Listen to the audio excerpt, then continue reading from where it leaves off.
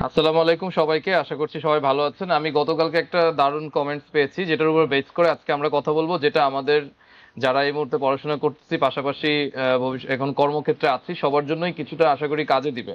প্রশ্নটা ছিল এরকম, আমি একটু হুবহু পড়ার চেষ্টা করি এবং স্ক্রিনেও দেওয়া থাকবে, আপনারা দেখে নিতে পারেন। আমার যদি পর্যাপ্ত দক্ষতা থাকে আর আমি যদি মোটামুটি লেভেলের বিশ্ববিদ্যালয় থেকে বিএসসি করি, তাহলে কি আমার চেয়ে কম দক্ষতা সম্পন্ন ব্যক্তি শুধু একটা ভালো বিশ্ববিদ্যালয় থেকে উঠে আসার কারণে কর্মক্ষেত্রে আমার চেয়ে কি বেশি অগ্রাধিকার পাবে? যেহেতু আমার পেজে কমেন্টটা আসছে, উনি একজন গ্রাজুয়েট, অবশ্যই হয়তো বা ইঞ্জিনিয়ারিং নিয়ে পড়াশোনা করছে, আর আমি কথাটা বলবো ইঞ্জিনিয়ারিং পার্সপেক্টিভ থেকে। সো এখানে অনেকগুলো বিষয় চলে আসবে। এক নাম্বার হচ্ছে যে ভালো বিশ্ববিদ্যালয় বলতে আমরা আসলে কি বোঝাই, রাইট? এই প্রশ্নটার উত্তর প্রথমে আমাদেরকে বুঝতে হবে। আমি যদি শুরুতে বলি যে ভালো বিশ্ববিদ্যালয়, যদি ধরে নিলাম যে সরকারি কিছু বিশ্ববিদ্যালয় আছে, এবং প্রথম দিকের একদম আপনার ধরেন একদম র্যাঙ্কিং একদম শুরুর দিকের বেশ কিছু বিশ্ববিদ্যালয় যদি আমি ধরে নেই, এই বিশ্ববিদ্যালয়গুলোকে ভালো বিশ্ববিদ্যালয় ধরে নিলাম জাস্ট তর্কের খাতিরে, হ্যাঁ? তো এই বিশ্ববিদ্যালয়গুলো যদি ভর্তি হতে চাই, তাহলে কি কি রিকোয়ারমেন্ট থাকে সেটা আমাদেরকে এখন একটু আমলে নিতে হবে। কারণ যখন আমরা পড়াশোনা করতে যাই, আমরা কিন্তু সবাই এগুলোতে চান্স পাওয়ার সুযোগ বা এগুলোতে পড়ার সুযোগ পাবো না। একদম মেধাক্রম অনুযায়ী, বিভিন্ন মেথোডোলজি অনুযায়ী কিন্তু তারা কিছু মানুষকে এখানে পড়ার সুযোগ দেয়, রাইট? এই যারা এখানে পড়ে তাদের কিন্তু কিছু জায়গায় আপনার কিন্তু অন্যদের থেকে বেসিক নলেজ বলেন বা জায়গাগুলোতে তারা অনেক ইমপ্রুভ থাকে। এটা হলো প্রথম ব্যাপার আমাদেরকে লক্ষ্য রাখার জন্য।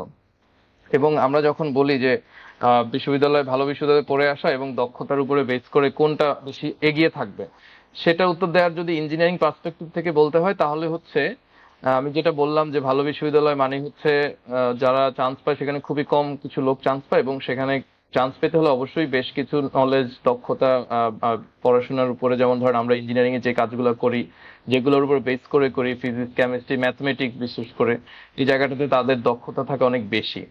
তো এখন এমন যদি হয় যে আমরা গ্রাজুয়েশন করলাম, গ্রাজুয়েশন করার পরে আমি এমন একটা কাজ করতেছি যেটা পুরোপুরি ইঞ্জিনিয়ারিং বলা যায় না, মানে আমি যে ইঞ্জিনিয়ারিং পড়ে যে এটা করতে হচ্ছে এরকমটাও না। হ্যাঁ, এটা হয়তো বা একটা নন টেকনিক্যাল লোককেও শেখালেও সেও করতে পারতো। আমাদের জবগুলো যদি এরকম হয়, তো সেই ক্ষেত্রে আপনার সাথে কিন্তু একজন ইঞ্জিনিয়ারিং গ্রাজুয়েটের কোনো ধরনের কম্পিটিশনে আসার মানে সুযোগই নাই। কোনো কম্পিটিশনই হবে না, রাইট? আপনি সেখানে যাওয়ার সুযোগই পাবেন না। আবার যদি এরকম হয় যে আপনি হয়তোবা 3-4 বছর 5 বছর ধরে একটা সাইটে কাজ করছেন, সেখানে প্রজেক্ট ম্যানেজমেন্টের কাজ করতেছেন, বিভিন্ন ধরনের কাজ করছেন, কিন্তু হয়তোবা সেখানে পুরোপুরি ইঞ্জিনিয়ারিং নলেজের আপনার বা ইঞ্জিনিয়ারিং যে কাজ, সেটা হয়তোবা সবসময় আপনার অ্যাপ্লাই করতে হয়। ইঞ্জিনিয়ারিং বলতে কিন্তু মেইনলি আমাদেরকে ডিজাইন, তারপর হচ্ছে ডিজাইন ক্যালকুলেশন, ম্যাথমেটিক্স, এই বিষয়গুলো, ফিজিক্স, এগুলোর সাথে কাজ করা। দেখা যায় অনেক ক্ষেত্রে আমাদের এগুলো কিন্তু প্রয়োজন হয় না। সো হাউএভার আপনি 4-5 বছর ধরে কাজ করলেন প্রজেক্ট ম্যানেজমেন্টে, এখন হচ্ছে একজন একজন ডিজাইন ইঞ্জিনিয়ার নেওয়া হবে, সেখানে কিন্তু ফ্রেশারের সাথেও কিন্তু আপনি কম্পিটিশনে যেতে পারবেন না, রাইট? তো দুইটা সেক্টর কিন্তু একটু আলাদা। আবার এমনও যদি হয় যে আপনি অনেকদিন ধরে প্রজেক্ট ম্যানেজমেন্টে কাজ করতেছেন, হয়তো এই ম্যানেজমেন্টে কাজ করার সাথে সাথে আপনার হয়তো 2 বছরের অভিজ্ঞতা ফর এক্সাম্পল, এর সাথে সাথে আপনি কি করলেন, প্রজেক্ট ম্যানেজমেন্টের উপরে আরো নলেজ নিলেন, আরো ট্রেনিং করলেন, আরো সার্টিফিকেশন করলেন, আপনার কিন্তু অভিজ্ঞতা 2 বছর ধরে নিলাম। আরেকজন আছে ধর 7-8 বছর অভিজ্ঞতা, কিন্তু সে কোনো ধরনের সার্টিফিকেশন নাই, কোনো ধরনের ট্রেনিংও নেয়নি ফর্মাল। তো দেখা যাবে কি, ওই লোকটা অ্যাপ্লাই করলো, আর এই 2-3 বছরের অভিজ্ঞতা plus certification, formal training, formal education, তাহলে কিন্তু তাকেই প্রাধান্য দিবে বেশি। কারণ আপনার যে কাজটা, এটার কিন্তু ডকুমেন্টেশন নাই। আপনি যে আসলে কতটুকু পারফর্ম করতে পারবেন, এটা শুধু আপনি বলবেন যে 10 বছর এটা করেছি, তাতেই কিন্তু বোঝা যায় না। এটা আমরা অনেক সময় ভুল ভাবে ব্যাখ্যা করি যে আমি অনেক বছর ধরে এই কোম্পানিতে আছি, ওই কোম্পানিতে আছি, কিন্তু আমাদের কাজ করার পাশাপাশি আমাদেরকে কিন্তু কিছু ফর্মাল এডুকেশনেরও ডেভেলপমেন্ট করতে হবে, পাশাপাশি কিছু সার্টিফিকেশনও নেওয়ার চেষ্টা করতে হবে। তাহলে যেটা হয়, আপনার যে কাজের পাশাপাশি আপনার দক্ষতার একটা দলিল তৈরি হয়, একটা ডকুমেন্টেশন হয়, যেটা আপনাকে ফর্মাল এডুকেশন থাকার কারণে আপনি কিন্তু যে কোনো জবে, যে কোনো ক্যারিয়ারে আপনি এগিয়ে থাকবেন। তো দেখা যায় আমরা যারা এখন বিভিন্নভাবে কাজ করছি, আমরা যে যেটাই করি না কেন, সবগুলোর উপরে কিন্তু আলাদা আলাদা আবার প্রফেশনাল কিছু ট্রেনিংও আছে, প্রফেশনাল কিছু সার্টিফিকেশনও এখন কিন্তু আছে, যেটা দিয়ে ধরা হয় যে এই লোকটা এই সার্টিফিকেশন করেছে, তার অভিজ্ঞতার একটা প্রমাণ কিন্তু সে রেখেছে এখানে। তো সেইটা কোম্পানিগুলা বা যে কোনো জায়গায় গেলে আপনি কিন্তু অনেক বেশি প্রাধান্য পাবেন। এই কারণে যারা আমরা ক্যারিয়ারে এই মুহূর্তে কাজ করছি, সো এই ধরনের চিন্তা থেকে বের হয়ে এসে যে ভালো বিশ্ববিদ্যালয় খারাপ বিশ্ববিদ্যালয়ের ব্যাপার না, আপনি যখন কাজে ঢুকবেন তখন আপনাকে দেখতে হবে যে এই কাজের জন্য আরো কি কি নলেজ আমার ডেভেলপ করা দরকার, আরো কি কি প্রশিক্ষণ আমি নিতে পারি, আরো কি কি সার্টিফিকেশন আমি নিতে পারি।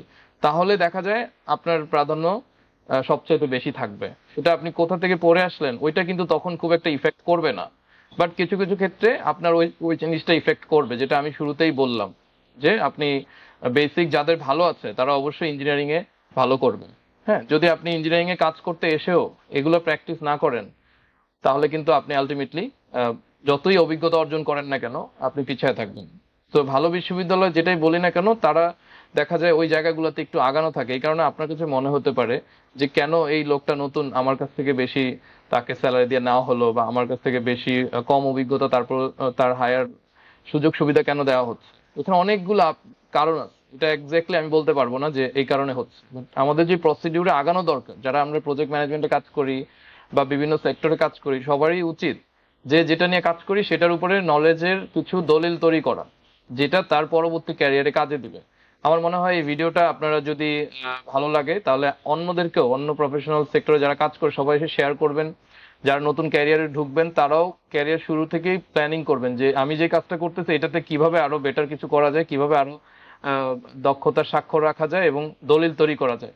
তাহলে আমার মনে হয় আমরা আস্তে আস্তে আমাদের যে স্কিল গ্যাপটা থাকে, আস্তে আস্তে আমাদের যে ডিমান্ডটা থাকে, এটাতে আমরা নিজেদেরকে ফিট করতে পারবো। সবাই ভালো থাকবেন, সুস্থ থাকবেন। ইনশাল্লাহ আবার নেক্সট অন্য কোনো টপিক নিয়ে দেখা হবে। আসসালামু আলাইকুম।